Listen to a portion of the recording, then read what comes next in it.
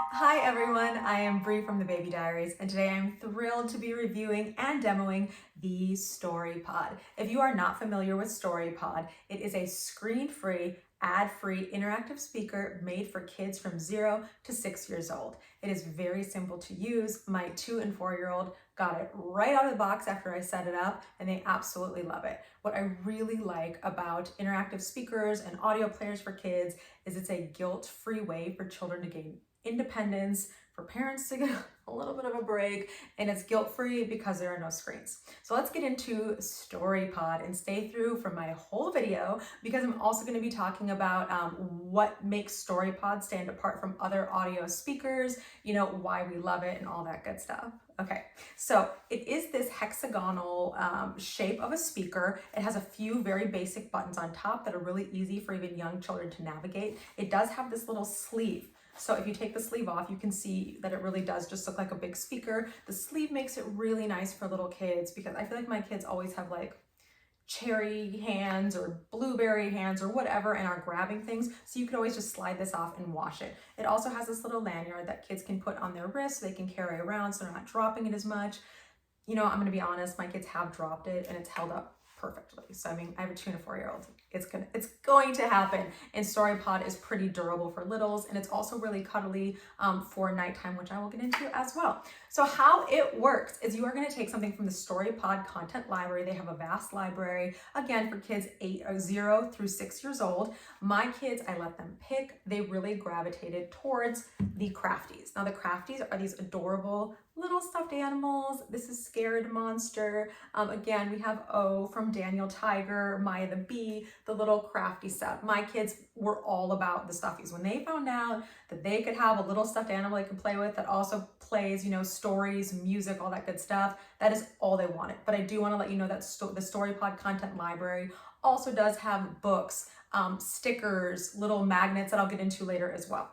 But with the little crafties, again, they are little stuffies. You can totally snuggle them. My girls love doing that. And then all you do, once your Storypod is turned on, and again, you've gone through the setup, which I'll touch it base on in a little bit, you just stick it right on top. And we've got Oh the Owl from Daniel Tiger. It's really easy. Right on top, you're gonna have your turn the volume up, turn the volume down. You're gonna pause it. This is also the play pause button is also how you're gonna turn on Storypod, pause it, and then push to play again. You can skip tracks. You've got skip track buttons right here.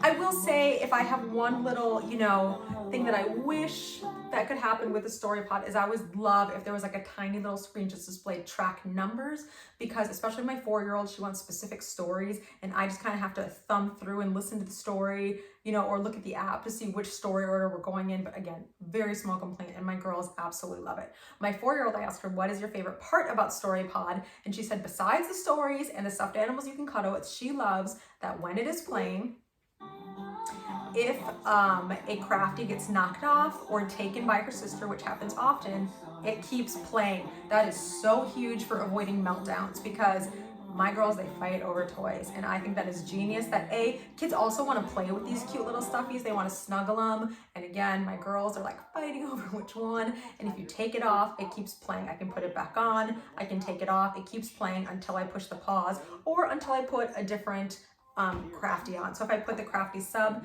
it will then change to crafty sub. But if I go back to Oh the Owl, it's gonna save the spot where I was. It bookmarks it, so you don't have to start over, to the exact same place we were in the story. So I just think that is so smart from Storypod that we're not starting over from the beginning. It bookmarks it where you stopped it and where you switched, different content pieces to the Storypod. I absolutely love that. So thank you Storypod for avoiding some meltdowns there. That is huge. Another really neat feature is the interactive aspect of this audio speaker for kids. They have the little interactive buttons in the back that you can program to play different sounds, different instrument sounds. Right now I have it on instruments, but you can set it to like Under the Sea, little drums, And that's been really fun for my kids. There's like outer space sounds, sea sounds, animal sounds, different things. And again, these are these 4 little interactive buttons on back. And what they are also for are some stories. They have trivia decks in the content library, but even Crafty Sub has some trivia questions where they're going to ask you, the little buttons will turn red or different colors, and the kids can click on the button to answer the trivia questions. And like I said, there are trivia decks. There are also books in the content library, which are great for early readers. You know, they can play the book and follow along with an actual hard copy storybook. Another great thing in the content library, something you can buy, are these story stickers. What the story sticker is going to be, it's going to be a record your own. So you can put this sticker on any book. You can record your own story. My girls picked the Gruffalo. They can tap it right on top of the Storypod, and then it's the book that we read together. And my girls loved that. There's room to add more stories. Obviously, you just stick it on one book, but there is quite a bit of runtime on this story sticker. The only thing I will say that you do need to do is add your own, I guess, chime sound. I wish when I was recording, one other thing that if I could tweak it a little bit when I was recording, I could push a little chime sound so my daughter would know that's time to turn the page. But my kids have a lot of fun making their own turn page signal for themselves. So that is like a very small little tweak. But they loved being able to do that. And along with the record your own, the Storypod bundle does come with this little iCrafty owl. The iCrafty owl is, again, a record your own. What's so great about this is you can have family or friends download the Storypod app and record even if they don't live by you. You know, they can do songs, poems, bedtime stories, just little messages, and then they can have it on their iCrafty owl. And my girls love adding to this. It's over 100 minutes of runtime. We've added so many stories to this. They help me with the stories. And so this comes with your Storypod in the little bundle, and it's been a lot of fun for us to add to this little cute iCrafty owl. And of course, it's a little squishy, cuddly friend as well. The setup for the Storypod is also pretty simple. You're going to download the Storypod app, and within that, you're just going to follow the prompts to make sure that you have Wi-Fi when you're setting it up. It is needed for setup.